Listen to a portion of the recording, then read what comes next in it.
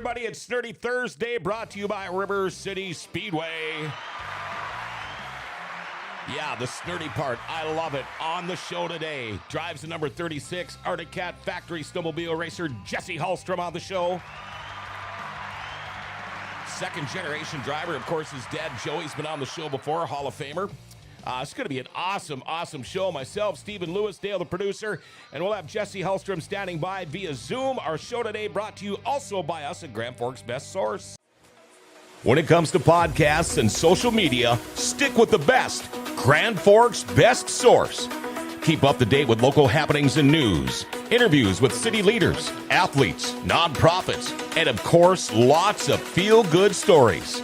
You know, Grand Forks Best Source is a great way to advertise your business or events with the most economical ad packages available. And contact us to find out how you can have your own podcast with the best studio in the area. Check out Grand Forks Best Source on your favorite social media app.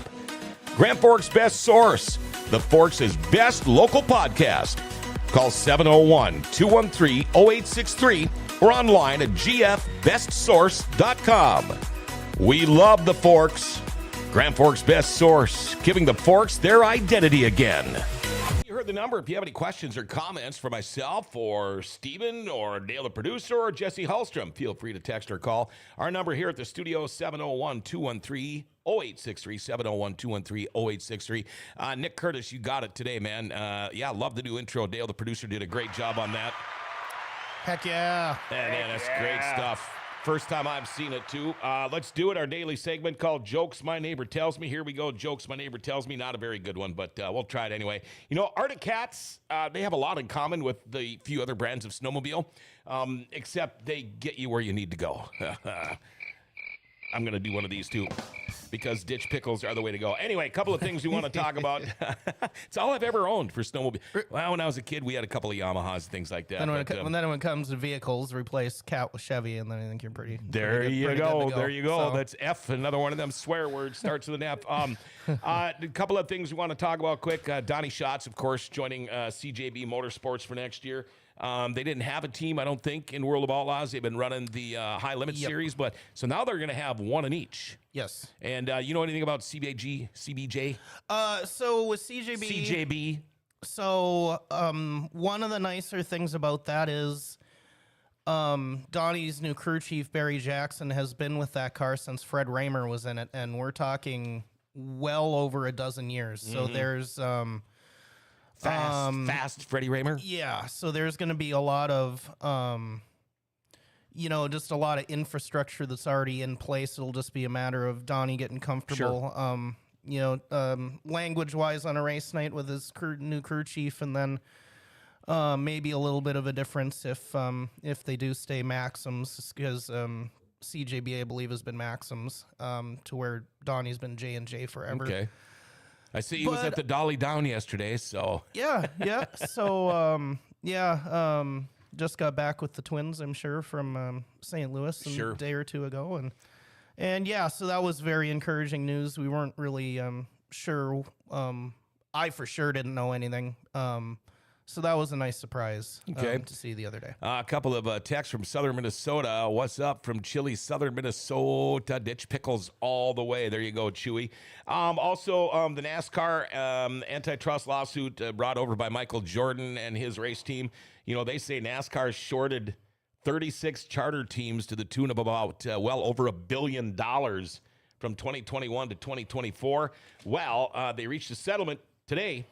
They really aren't saying anything about it. 112-page document. It just basically says it is settled. They figured the 23XI team, Michael Jordan's team, was owed over $300 million in damages, but we'll find out more. I'm sure since it's, a lawsuit, they're not going to say anything about it. Yeah, I'm not sure how much we're going to see a hard number on that kind of thing. It'd probably be I wonder if it won't have a non-disclosure or anything attached to it to where we won't know anything about it. But I guess it's nice to see how quick it went and that it's over. So I don't really know how long something like that's going to drag out. So right. One more thing.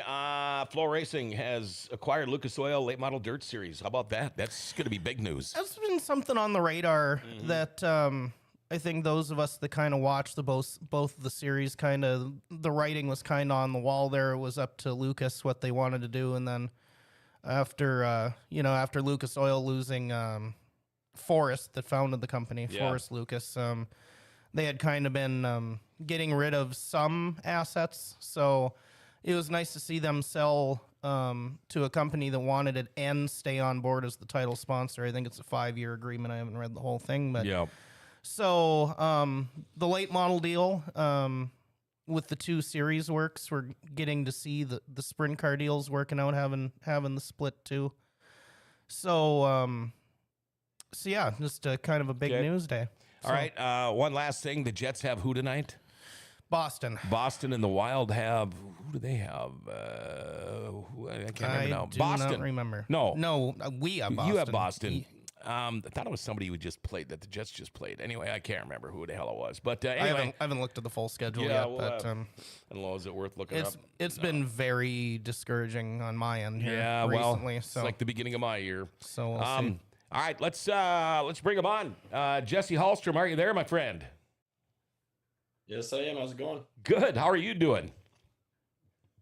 Better than I deserve, that's for sure. So where are you right now?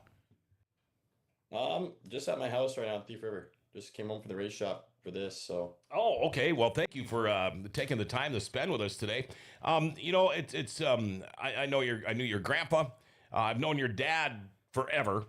I just met your grandmother in Brooks a couple of weeks ago during deer hunting. Of course, I don't know how she overheard me because I don't talk that loud, but she came over and introduced herself to me, and I'm like, no kidding, and I didn't know you were going to be on the show at that time, but boy, I tell you what, Hallstrom's, your dad's in the Racing Hall of Fame, Snowmobile Racing Hall of Fame.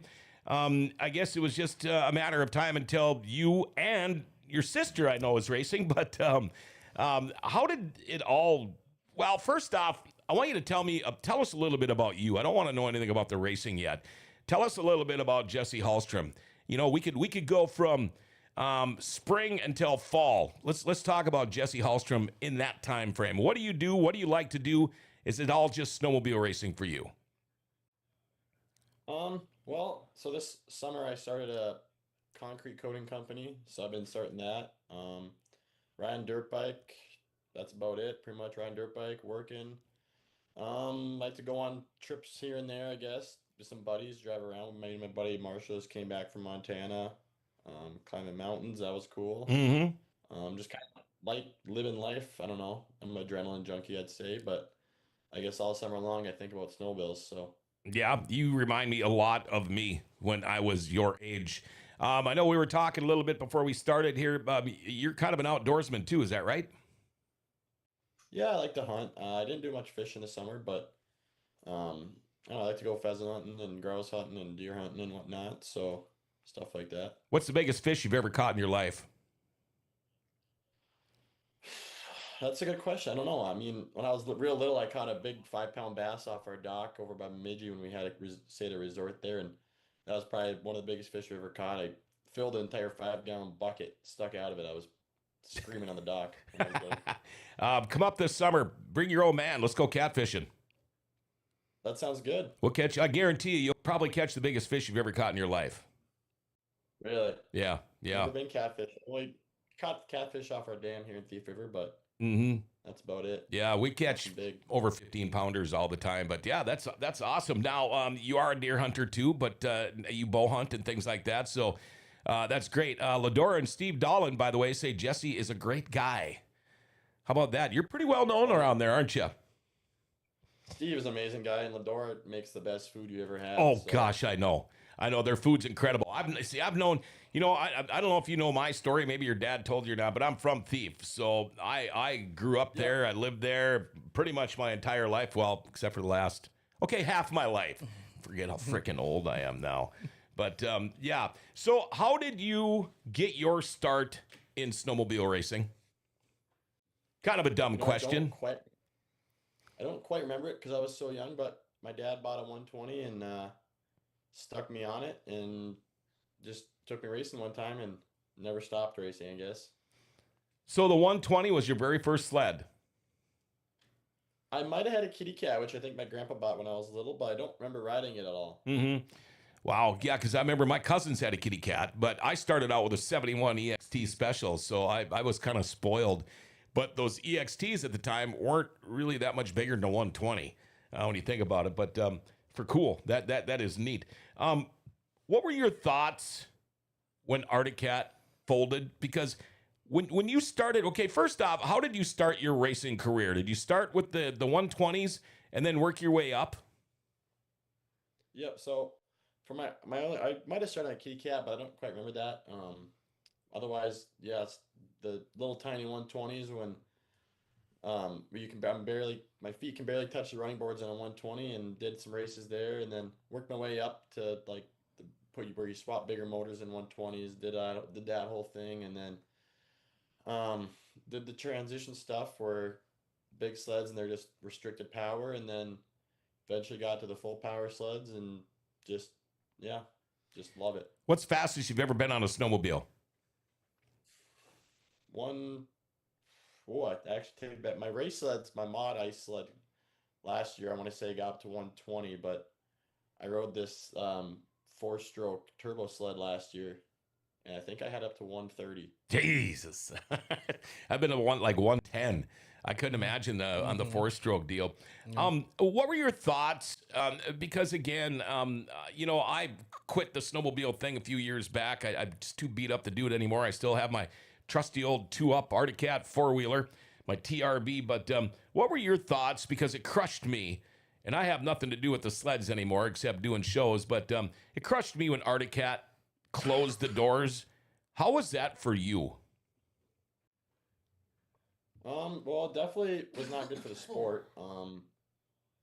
Just you hate to see that, I guess. I mean, brand I've rode the whole life is kind of like, yeah, they're done sport racing and whatnot, and I don't know, it was definitely heartbreaking for sure that seeing that we might not have an Arctic Cat anymore. But Yeah. when they got bought out by Brad Darling and that investment group, that was huge. Oh, huge. When that happened, I just knew that snowmobiling was going to come back again. And I mean, if Arctic Cat, if they didn't race this year, then Polaris and Skidoo had talks that they were going to cut back entirely, or maybe not even go racing. Wow. So, and that's where all the R&D, a lot of the R&D comes from racing.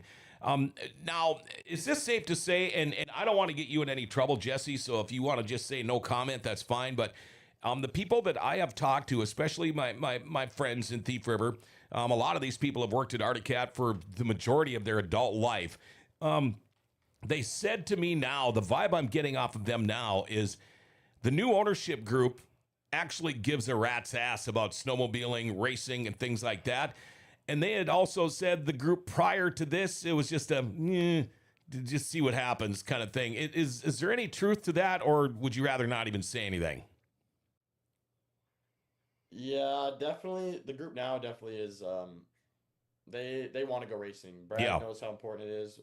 When he worked ahead of or above my dad before Textron bought him, and the R&D for you get from racing, you can't beat. Between the R&D, the marketing, and just you need to go racing, otherwise your snowmobile won't get better. I mean, you can do all the testing you want, but to push into the limits for how many hundreds of miles at a time and over a course of a season, you just, I mean, what people say, what wins on Sunday sells on Monday. So Yeah. um, Yeah, that's funny. My last race, and I've said this before, was back when it was the Goodrich 100. I ran a Cougar with electric start and reverse. I just wanted to see what it would do. That was fun. I destroyed the sled, and I ran out of gas with about 2 miles to go. But it's R&D. It's so much to do with research and development. My headphones are gigging out on me here. Are we already seeing the difference between with the new ownership? You were saying there if Arctic Cat went down, like no one would race, and I just kind of wonder for towns like Thief and Roseau how important it is to have that industry, because it feels like it's one of those places that kind of keeps small towns like that going. yeah, we do have we have DigiKey and Thief River here, but the amount of people that would have lost their jobs at Arctic, and the number is cut way down, but like the amount of people that were losing their jobs, it wasn't good. People were moving, and we need Arctic Cat to keep going, like for our town here. We're not a big town. I mean, especially Roseau too. I mean, you got Marvin Windows up in Warroad, but Hmm. I mean, people That's need those it. jobs. Polaris is big there, and Cat's big here. So I mean, we need that for the town and our county over here. Right, because you get up north up there, Warroad, Roseau, at least they've got tourism, with the Lake of the Woods and Yeah, things like to that. some They've got the extent, and then fishing and things to do. I think Altos has been pretty big in Greenbush too, Oh, but sure. there's not really a ton up there to rely on as far as like an industry that's like in a building, like as a factory. Right, brick and mortar place. It's not online. It's not crap like that. Yep. So when Arctic Cat decided they weren't going to have a race team anymore, Jesse, how did you choose Skidoo? Did you have a choice between, at that time, the 3 brands down to 2 now with Skidoo and Polaris? Did you have a choice, or was it just something you kind of went and did your information? Well, when I switched, they were still racing. This was it been the winter of 22 was my last year on Arctic Cat. And then right after that season, I got a call to race a Skidoo, and I mean, the deal was too good. I couldn't pass it up from racing that in my dad's garage and to go into a full-on race shop. I couldn't pass that up. So that was good learning. I raced there for 3 years, got 2 pro wins. So that I mean, with the mechanic I had and the whole team, and it was an amazing learning experience, and definitely got my feet wet in pro. So I couldn't have gone pro without them. A lot of people know about Christian Brothers. How was that whole transition for them? And are they still Skidoo, or because they were Arctic Cat for years? Are they going back to Arctic, or are they sticking with Skidoo? I'm not even sure if they're really racing this year. Okay. I know my teammate was gonna maybe come do a couple races on a Skidoo, my old teammate Wes Selby, but whether that actually happens or I don't know. I don't know what their whole plan is over there. I kind of got my deal here in Arctic Cat here and went with that. Okay. I'm going to say something. I'm answering text here. FYI, John Roberts, EGF Hugo's fire lane in front of the building is clear. FD parked far away in the parking lot to get their food. No, they didn't. I was there. It wasn't the fire department. It was a city truck parked right in front on the red line where it says no parking to get donuts. Thank you. I'm going to leave it at that. It wasn't the fire department. It had nothing to do with them. I would have said something different if it wouldn't have been. But no, I mean, I'm walking with a cane and I'm parking out in regular parking. And if you can't bring your damn donuts out to regular parking, well, maybe you shouldn't be going there to get them. Okay, that's a different deal now. Okay, all right. Now, with the whole learning thing before you went pro, when you were young, did you actually think that I want to make a living driving snowmobiles? I mean, all kids do either want to be a pro hockey player, a pro football player, a pro race car driver, or a snowmobile racer. Was that how Jesse Hallstrom was wired? Did you really think growing up that one day I'm going to do this for a living? I don't know how much money there was in it when I was little, and now I'm seeing it. You definitely can make a living at it. You have to play your cards right though. You have to win. You gotta find sponsors. You gotta do all that. But when I was little, all I thought was I want to race snowmobiles my whole life. So I never didn't think that I wasn't gonna race snowmobiles for a long time. So I don't know, it's just kind of been natural. Like I tell myself I'm gonna do it, and that's kind of what I've done. So. Now, when it comes to sponsorship, Jesse, are you the one responsible to try to get more sponsorship? Or does Team Arctic take care of that? Or how does that work? Well, we are obviously Arctic Cat, and then the corporate sponsors that sponsor Arctic Cat definitely go on the sled, but we're allowed to, very fortunate actually, we're allowed to get some of our own personal sponsors to add to our snowmobiles. That just helps with us making a little bit more money to live and get to the races and kind of do this thing full time in the winter. So without that, it'd be kind of tough, but make it work. So now you spend pretty much your entire day now at the Arctic Cat Race Shop at the factory in Thief River Falls. To talk about just a typical day. I mean, say now today you had to go home for this show, but Wednesday morning you walk into the shop at what time? Walk us through how your day goes. So yeah, I usually get up around 6, get there around 7:15. Start working on sleds, I guess. Depends what needs to be done. Right now we're building our ice sleds to get ready for Pine Lake. started putting stickers on that, the graphics on that sled. Waiting on a couple parts. And then put those on, I guess. Just work on sleds and figure out what else needs to be done, whether it's make a set of handlebars that are made right for me, or um, try some different stuff, whether it's stud patterns or carbides or stuff like that. Suspension, valving, try stuff like that. Where now I actually just came back earlier this week when you originally texted me to come on the show. I was in Eagle River, Wisconsin, with my teammate Zach Herfinell. We were going up to his cabin and just pounding laps up there, making tracks and getting miles on and getting the old body beat into shape. Beat into shape. I love that. Yeah, I do I mean, I work out every day, and I've been doing that all summer long, or actually for over a year now, getting in shape. But you can't beat riding a snowmobile in the bumps. So no, you the ice can't. stuff's cool, but it doesn't.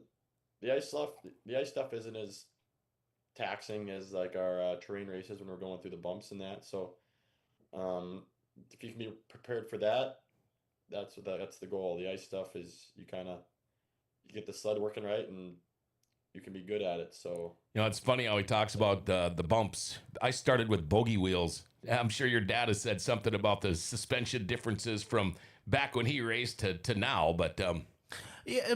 So, how do I even frame this? So, in dirt racing, like the World of Outlaws, you'll build different cars for different tracks, quarter mile, half mile, that kind of thing. It sounds to me like you'll have to build a bunch of different sleds for a bunch of different disciplines. With that being if that is indeed the case, how many different sleds do you have, and how much time does that take you to build up your stuff for a season? well, so yeah, we do have. I got a stock sled for the ice. Then we got a mod sled for the ice, which is our twin pipe mods. Those are crazy. Those are all hand built by our one of the mechanics there, Corey Burbrick. He's doing those. That's what he's working on right now. oh, that's where he's working. Okay, yep. Yep. So he's doing those right now. He gets those. We got 3 mod sleds, one for Zach, one for me, and then we got one for our Sioux race out in Michigan. That's a 500-mile race around a 1-mile oval that gets pretty rough. Yeah. So that's 3 sleds between Zach and I. And then I got my ice sled, my ditch sled, and then another ditch sled just for our 500 around here. And then that's pretty much it for snowmobiles. So I got 4 kind of, and then we might try to do something at the end of the year for our ski hill races for the open class there.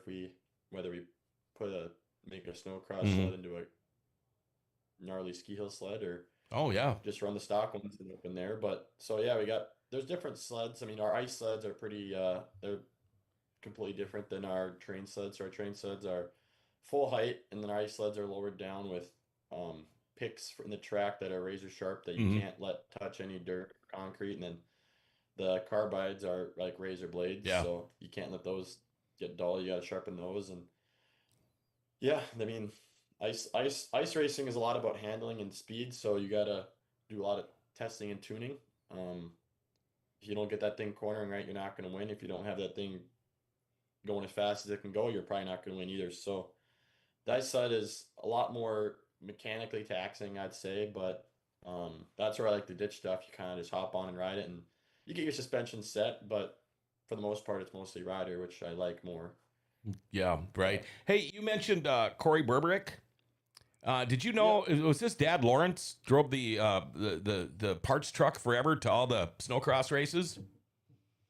Do you know? I would have guessed. I guess I'm not really sure what He was the factory Arctic Cat support truck driver for years. But I'm just wondering. I would have to guess so because his brother's Lynn, and he works Arctic Cat too. So yeah, and they're from Brooks, right? The Brooks area, I would imagine. Yeah. There's like a million Burbricks around there. Kaylee says, last winter, Joe and I loaded up a trailer load of new and old sleds and went for a day trip to Elbow Lake. I rode mine, but later had the unfortunate experience riding one of his old 580s.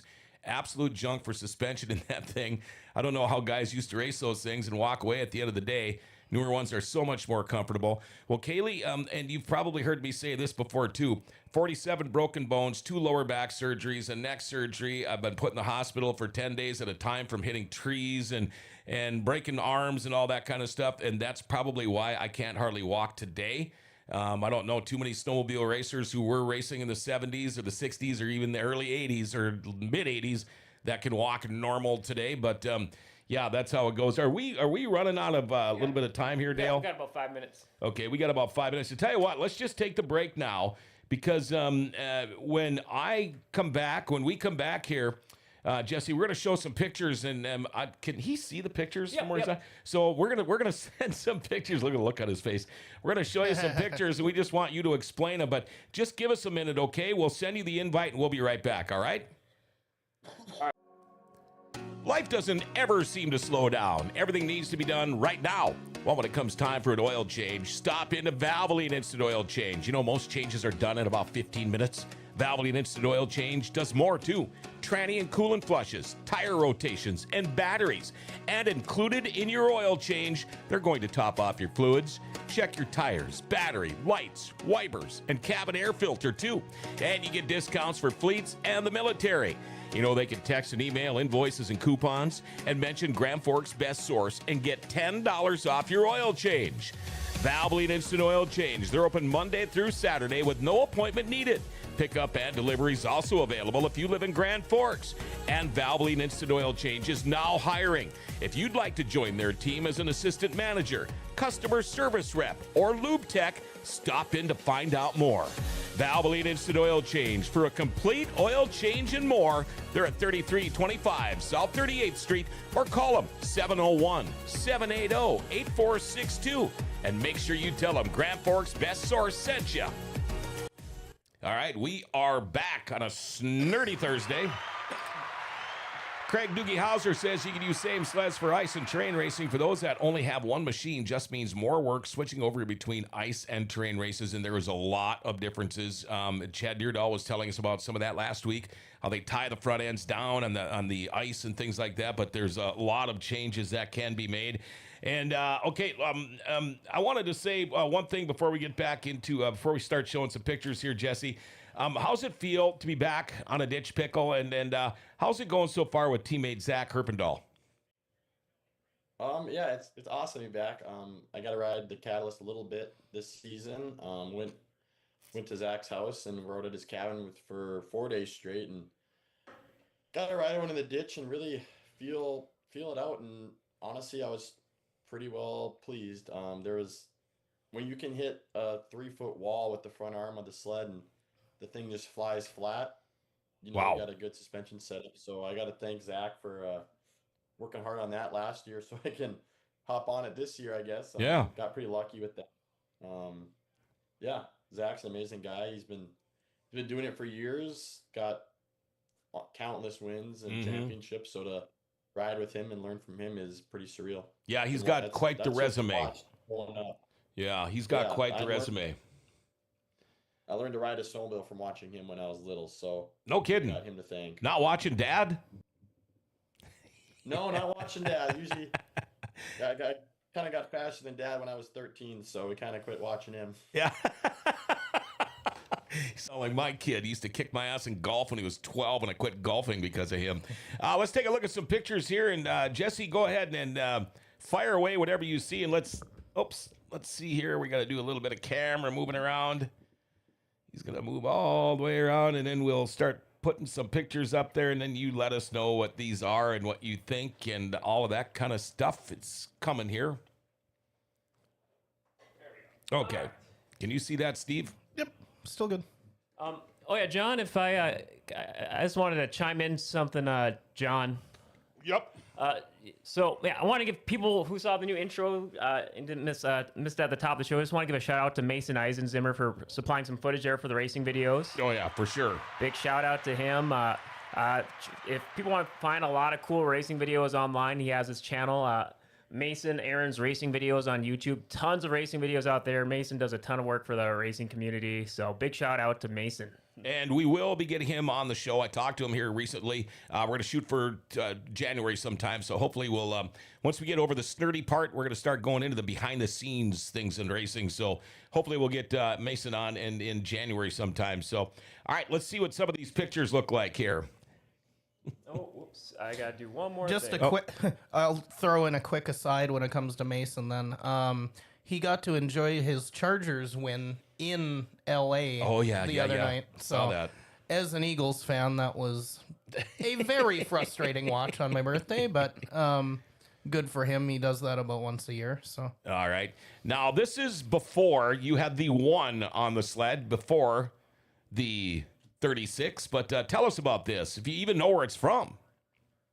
Yeah, so that's an old photo. That's 2018. I think I'm 19 now, so I don't know if I was 14 there Wow. or something. And yeah, that race in Pacific. I blew a drive clutch, and it blew a hole in the belly pan, and I DNF'd about 5 miles from the finish. Oh, man. Yeah, I don't know. That race was so fun. I remember that year because it had so much snow and Oh, it looks like it. yeah, that's an old photo. That's for sure. Another one that's... So yep, this one's new. This is from this year. That's me in the middle, my teammate Derek Clutty on the left, and then Zach on the right. We did a little photo shoot, did some pictures. That's us in front of the semi there. So Nice. Yeah, that's from this. I think that's from 2022. I was 16. That was Duluth. Okay. So my jersey in that, I was supposed to have orange on it, and I never did. I got in trouble after, but that was my second semi-pro win. That was my last year on the Arctic Cat. Actually, my last race on an Arctic Cat till now. But yeah, I love that. So that was my 2018 sled. I had a 2022, and I went back to that 2018 because I just love that thing so much. And you won in 2022 with a 2018 sled. Yeah, that was because I won my first semi-pro race 2 races before that on that same sled, and we came to the last race, and I planned on racing the 22, and I just was like, Dad, I want to race the 18, so we did, and then I won on it, and now I never sold it. I sold the 22, but kept that 18, so Wow. got that in the shop. How many sleds do you own yourself? Oh, I did own quite a few. I just sold 3 this summer. Now we got that 18, and then now this year I got 3 personal ones from this year, but gonna sell probably all those and get those again next year. Okay. Not too many sleds now, but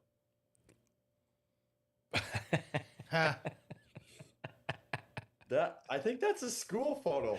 I found that one. I think I wore an Arctic Cat. that was like what, 4 years ago? Yeah. Oh, that's an Arctic Cat jersey for sure. Yeah, that's an Arctic Cat jersey. I wore it on picture day to school. I don't know why I did that, but I'm not sure what grade that even is. That's so funny because back in the late 80s, that's all I wore were Arctic Cat clothes. That's all I wore. Oh, yeah. I never not have a picture of me at that age without some kind of a racing shirt on with that same background. All of them. Some kind of racing stuff. Yeah. Yep. Okay. There was one of the silly ones. Oh, look at that. Going back in time there. Oh, goodness gracious. I'm not even sure what year that is. But I remember that trip we took. I actually think Scott Schuster was with on that. We stayed in this little old CC cabin in the middle of the woods for the night. Took my dad's Bearcat, and I drove, I think I had a 4000 at the time, and Scott came with, and we stayed at the old cabin in the woods for the night. Schuster's a hell of a guy. Oh, yeah. I've known Schuster since I was little. He always helped us with go-karts when I used to race. Yep. Yeah, that was them were some times for sure, but yeah, that was last year. That's a great picture, dude. Yep, that was thanks to Emily Wicklund for that photo. She's actually our marketing lady this year that Zach and I both hired. So that was at Zach's cabin. We did a little testing before the ski hill, and he had a few of us out there and got to ride my skidoo one last time. That was pretty cool. Wow, that's Fun great. Weekend. Oh, I could not tell you where that one's from. Maybe Pine Lake or something. Pine Lake or Thief River, I don't know. That was probably 2017, I'd say. Yep. Looking at the clips, but yeah, I'm not sure what that one's from. My hair is definitely something in that. That's all. All right, man. Yeah. Good picks. Hey, have you ever been in a real bad wreck? Have you broken bones or anything like that yet? I've broken my wrist. Knock on wood, I haven't broken that many bones. I broke a leg bone one time. I don't know forget if it was my tibia or fibula, but tore my ACL on a dirt bike a couple summers ago, and then kind of tore it again right after that. But it's pretty good now. When I tore my ACL the first time, I did an ACL, meniscus, MCL, and then I had knee surgery on it, and then Almost all of them. Almost everything. And then a couple years ago, I had a pretty bad wreck on the river testing for the 500. It was me, Zach, Wes Selby, Bobby Minnie, and then Corey Davis from Alaska. We were out riding. It was 2023, my first year on a Skidoo. We were out riding the course, like pre-riding it, and hopped on the river and just going around a corner at about 80 on the river and caught a drift goofy, and the back end kicked out, and I barrel rolled for, I don't know, 100 yards down the river, and plastic was everywhere. Sled was mangled, and I got off the river, and then we were right by a bridge, and like we had a guy running the truck and trailer around bringing fuel to us, and he came and met us at the bridge, and then Corey Davis brought me to the hospital, met my parents at the hospital, and yeah, there I did. I think I collapsed a lung, or partially collapsed a lung, had some bruises, and yeah, that was not a good one. I had a concussion, and yeah, that was probably one of my gnarlier crashes I've ever had. But Part of the sport, yeah, right? and then I mean, I actually, grew up running on that river. yeah, that river's fun. Definitely you got to watch out for when you get wind drifts in some of those. Oh, yeah. areas, but Yep. then last we had a pretty bad wreck at our one race in Nadawash. I came into a corner and just pitched a sled wrong and caught again and barrel rolled there, and I laid on the ice. But yeah, that messed my hip up pretty good, but got that healed up, and now we're back to 100%. You know, that's the funny thing about the difference between motocross and snowmobiles. You wipe out on a motocross bike, you're usually not going to roll or slide very far. I've crashed snowmobiles before where I slid for 100 yards. I mean, and you just slide and slide and slide. Got a couple of texts. Dave Adams, hello, guys. Hey, Dave.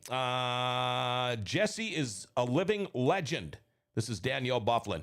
Jesse's a living legend. Just wait to see what he does this year. Cat is so back.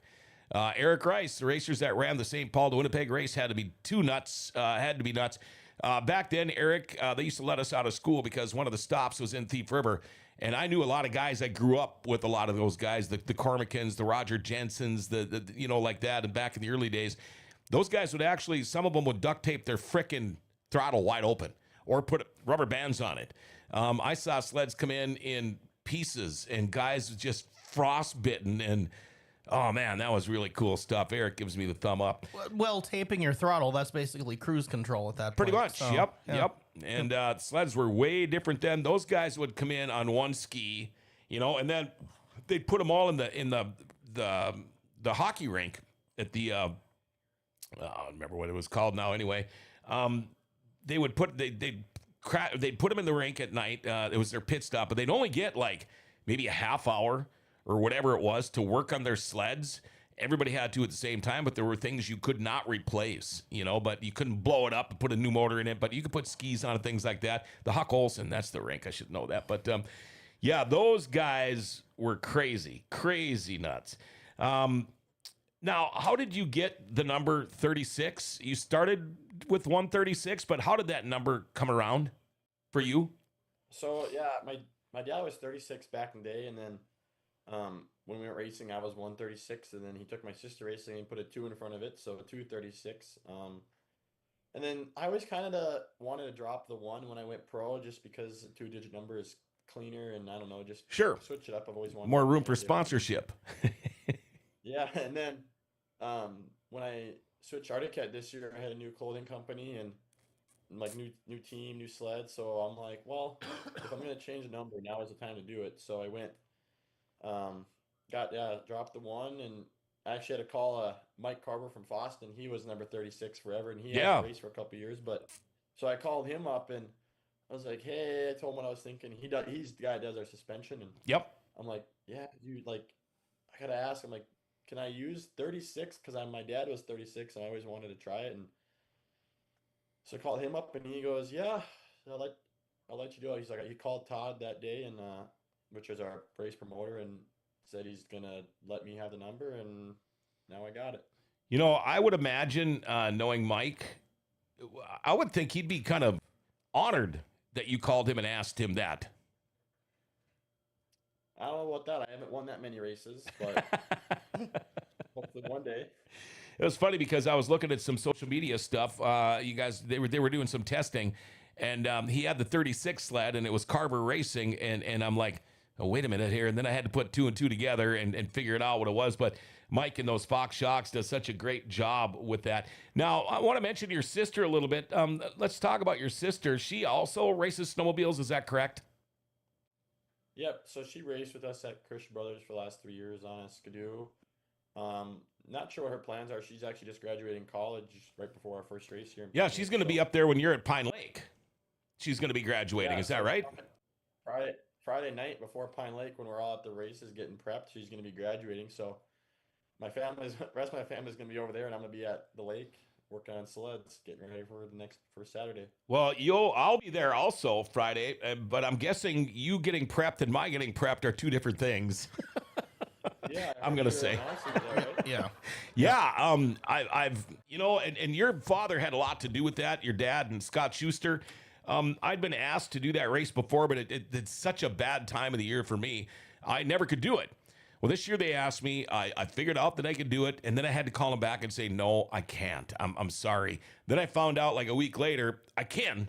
And so, yeah, here we go. So I'll be down there Friday, Saturday. I haven't called a snowmobile race in over 30 years. So this is going to be so much fun because for one thing, next weekend, correct? Yep. So it's going to be so much fun. Is the last race I did was Thunder Bay to St. Paul or whatever it was, the 500. Well, you're driving in a car trying to follow the stuff, and this is way different now because they've got the live timing and they've got kind of like it is in car racing now. So now you can look and see who's where and what's doing what, and be able to talk way more than just when they're coming by the start finish line. So I'm really looking forward to it. And I know I talked to your dad a little bit throughout the week, maybe doing a little bit with him, with guys like Scott Schuster and meeting with Davidson last week. I'm just getting more confident. I think with those guys being around, this is going to be a piece of cake. One thing I told him, though, is the only thing I have that's snowmobile related anymore for clothing, I've still got one Arctic jacket, but I think the zippers broke. My racing leathers from 1989, if I could actually zip that coat up, it would look like Under Armour. That's how much bigger I am. So I might have to try to steal something off of somebody to make it look like I actually know what the hell I'm doing out there. But with Pine Lake scheduled for next week, I've got your schedule here in front of me, Jesse. 10 it looks like events you've got this year, starting in Gonvick, of course, at the Gerald Deerdahl Pine Lake 200. But I mean, you're all over the place. Otter Tail, Minnesota, Park Rapids, Manville. I can't wait for that one. You got the Sioux I-500 out in Michigan, the XC I-500 in Goodrich, which is a huge race now. Walker, Nadawash, Ironwood, Michigan. You're going to be in another whatever in Michigan. But talk a little bit about your schedule. Has it ever been this busy, or is this kind of what you've been doing the last few years? I mean, the last few years have definitely, it's not been what we want. 2024, we had 2 races, or 3 races actually, Pine Lake, and then 2 back-to-back at Nadawash. Last year was better, but we didn't really have many ditch races. So this year is getting to be more like a normal schedule. We used to have about 8 races, but now being pro, we do the Sioux now, so that's another race. And then we got Pine Lake, and then our normal circuit is 8 races, so that's normal finally again. And then, I don't know, we just bounce around, hopefully get to ride my snow machine a lot. Okay, what do you prefer, ditch or ice? Oh, ditch 100%. Yeah. I'm honestly, I can't stand the ice much anymore. We've done it for or these past few years have been nothing but ice. And I don't know, the ditch, you need more. It's definitely more rider skill and less sled, which I like more. You can definitely see who's the better driver when it comes to the bumps. You know, I've always said I preferred ditch running or river running because back when I was riding, you didn't have the groomed trails. But that's one of the things besides the injuries and the fact that I could never, the only way I know how to drive a snowmobile, Jesse, is full throttle, full brake. Now, granted, I haven't driven anything newer than probably early 90s, but it's full throttle, full brake, as quick as you could get there and as fast as you could stop. I don't think I could bring myself to trail ride. Are you kind of the same way? You know, my dad always wanted to go on trail rides when we were little, and I always hated it because I always got so cold because I wore my race gear. Yep. Where I'm riding fast, working hard. Yeah, and you're not when I you're, just- yeah.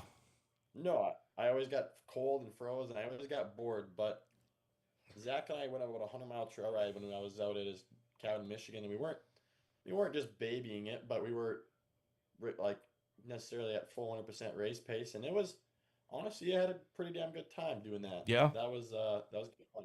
But I'm not one to just sit down and drive 60 mile an hour for down a trail for how long, wherever. Especially up here where I'm at is there ain't many trails, and when they are, they're pretty straight. You get by like Red Lake Falls, there's some trails through there, but going out to Michigan, and I want to go ride around Zach's house around Eagle River. He was telling me about it, and he says that's pretty surreal. You start your sled up on a Saturday morning, and he said he'll meet 200 sleds before 7 o'clock in the morning. Wow. Trail riding. And I like how he says that, you know, just driving around at 60 miles an hour. Well, there's a lot of trail riders that are going, damn, I don't even dare go that fast, hardly. I mean, I'm not going 60 when it's like this. I mean, but if up here, if it's straight line, you're going 60 or feel like you're crawling. Right, exactly. And you know, the thing with snowmobiles, when the Wildcat first came out, that was the first time I had hit the 100-mile-an-hour mark and was even beyond that. You don't realize how fast you're going until you have to stop. You know, where there's a big old brick house there, and I know the people that, I won't say their names, but they used to own the TV cable company there. I don't know if they're still there, but I hit that bank and went up flying right by their house because I couldn't stop, and it wasn't my sled, and I missed their house by about 5 feet and ended up stopping in the street in front of their house. So I know how that goes, but it's the trying to slow down. You don't realize you're going that fast until you try to slow down. With the motocross stuff, have you ever thought about getting into car racing or not? You know, I did the go-kart stuff, and it honestly, we didn't really, I mean, Scott helped us, but we never really had the best handling cart, and I feel like that is a lot about how you handle and whatnot, which I know is you gotta be knowledgeable in how to do that stuff, which is like it's like our ice racing a bit, but I know I like not being in a cage, or I like being free on the sled, moving around where your body input changes the sled dramatically and how it handles, and that where like in a car you hit the throttle, brake, and steer and whatnot, which I like being free on the sled is what I like about them. And the reason I ask that, because we look at the history, especially with the Arctic Cat colors, Brad Pake, Brian Sturgeon. If you remember remember back in the day, Sam Sessions was a hell of a sprint car driver. I was actually at the race where it wasn't Alexandria? good. Yeah, it was not good. Part of him was there and part of him was there, but yes. And it seems like it'd be a harder transition to do from that to that, but the Villeneuves did it for years. Jacques and Gilles Villeneuve, I got to see them both race on ice, so that was pretty cool. But so future plans, you just want to keep trying to race sleds as long as you physically can. Yeah, figure out how to make a career out of it. Try and make a living out of it in the winter, and then keep doing my business in the summer. So when you talk about your people, your marketing people, things like that, are those now, once you become a factory rider, does the factory take care of that, or did they leave that up to you guys? No, that's what Zach and I keep. We take care of that. Luckily we got our marketing lady that Zach and I hired is surreal. Her name's Emily Wicklund. She's originally from Greenbush. She helps the bunkies and started doing that, and she's been taking pictures and videos for years now. And yeah, she had a little package she put together, and Zach and I were like, we'll do it. And she's been great. She actually made that schedule I see you have there in front of you, the graphic. She did our team photos, and she's gonna be following us around all season, doing Facebook updates and helping us with sponsors and that. I believe she was the one that helped Mike and us during COVID year. She did some stuff at the track here, so that's neat to hear that. Yeah, Danielle Bufflin says, Emily Pearl Photography, best in the business. And just a quick tech note for people watching the video stream. Jesse, I don't know, we still hear you perfectly clear, but it says you got some low bandwidth on your end. You got like some stuttery video going, but we still hear you good. So when you've been talking like the last several minutes, I've just been putting your flyer for your race schedule up on the screen. Oh, I was wondering what was going on so that's just why I was doing that, so people didn't see stuttery video. But we hear you great. So Danielle Bufflin, we're buffering.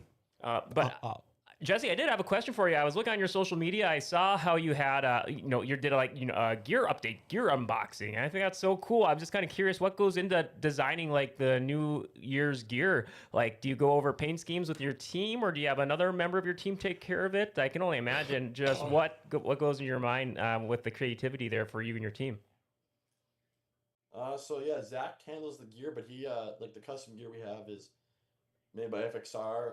He sends different colorways to their group chat with me and Derek in it, and we go over and we pick a colorway, and he takes care of the sponsors to put on there and has them made, and then they show up and they look awesome. They're pretty cool with our names on them. Like, our names are on the pants and little areas and inside the collar, and it's like full on custom where it's like the fabric is, it's not like a pressed on number or anything like that or sewn in. It's the actual material of the jacket has the logos and that on it. So that's pretty cool. I've never had that before. All right. I got just a couple of questions for you here, Jesse, before we let you go. Who would you like to thank for your racing career? And I also want to, and I don't know if you've got them all figured out yet, but I also want you to give your shout out to your sponsors. Yeah. So I guess my whole racing career, I got to thank my whole family, my mom, my dad, my sister, grandma, grandpas, just my whole family that kept me going when I was a little kid, so I can be able to do this today. And then current now, I got to like to thank Mike Coletti at the race shop. Brian Deerdahl, he used to be a mechanic at Christian Brothers. He taught me a lot. Guess the whole Christian Brother team for helped me the last few years, but now I'd like to thank Mike Coletti, Artie Cat, Zach, Corey Burbrick, Bart, which is a new mechanic this year, Brett Magner. As far as current year sponsors this year, C-Tech. Oh, this might be kind of tough. I'm pretty, when you get me on the spot, I guess I don't remember. I should have warned you. OSTFF, they're a freighting company from Ontario. Jag Auto Body in Bagley, Century 21, Bemidji, Zeta Construction, Nelson Tours, and then as far as ones in the sled go, I said Artie Cat, C-Tech, CNA Pro, Speedworks, Rock Speed FX, 139 Designs, and God, I know I'm missing one. But thanks to everyone who makes it possible. All right. Cat. Perfect. I forgot FXR, obviously. Danielle says, I love this show. Love to see cross country getting this attention. Big year for all of us. One more question for you, Jesse, before we cut you loose. How's it feel to be Jesse Hallstrom, Arctic Cat Factory snowmobile racer? It's kind of got a cool ring to it, doesn't it? Yeah, there ain't really many factory teams nowadays, so to be on it. It's real. Zach was telling me on our way up to go ride. He goes, "Yeah, you're one of about 12 people to be on this team." So, it's pretty surreal to say you race snowmobiles for a living and it's your job to go ride and have fun. So, it's definitely work. You gotta put in the hours working on the sleds, and when you have to go breaking belt at 20 below, it's definitely not fun, but it definitely has its perks. So, well, as long as you've got you're in there with some pretty big competition or pretty big names in there as far as the past factory racers go. your dad being a Hall of Famer and everything like that. But Jesse, I can see nothing but good things happening for you. I can't wait to meet you personally on Friday, face to face. I think that's going to be a great time a week from tomorrow. We want to thank you so much for coming on the show today. I know it was a pain in the ass to get this thing set up for all of us, but is there any parting words you want to leave us with before we let you loose? I guess say thank you guys. This is a pretty cool podcast to be on, and hopefully see you guys all at Pine Lake. And if you're watching this and you're thinking about checking out a snow race, do it. And if it's snowing where you are, definitely go buy a snowblade if you don't have one already. There you go. We finally got some snow. Thank you very much, Jesse Hallstrom, for joining us today on a snurdy Thursday. Drives number 36, Arctic Cat Factory Snowmobile Racer. He'll be driving in the pro class. And you know what, folks? This race coming up this weekend at Pine Lake, or next weekend, last year they paid a lot of money. I think the winner this year on Sunday is going to get like 17 large. That's a big chunk of change. Big purse. Big purse. Jesse Hallstrom, I can't wait to meet him. And thanks to all of you guys for getting the show together. I want to give a shout out to Joey Hallstrom, too, for helping me with phone numbers and all that kind of stuff. And good luck to Jesse Hallstrom and that Arctic Cat Factory race team again with Zach Herfindahl. We'll be seeing them next week. Everybody have yourself a great remainder of the weekend. Our show today, by the way, brought to you by Rumors Sports Bar Casino. So many things going on at Rumors. They've got buses to all the UND hockey games, UND football games, all the big UND sports, all the big concerts. Go there, play some bingo, try your luck with charitable gaming, or how about just try to drink yourself one of them world-famous beer towers. They've got great lunch and dinner specials with that $7 express lunch. Monday is DJ Trivia Night, the initials game every second Tuesday night of the week or the month. In fact, today, $7 sandwich at a side. Check them out. They're open 7 days a week, 11 a.m. to 2 a.m. Rumor Sports Bar and Casino. Again, have a great remainder of your day. Remember to like, share, tag, and follow us. Hit that notification bell on your smartphone. Hopefully, Jesse Hallstrom will share this show to all his fans, too. You know, we absolutely love the Forks. Well, Grand Forks' best source. We're giving the Forks their identity back again. I still got Jesse on video there after I hit end screen here.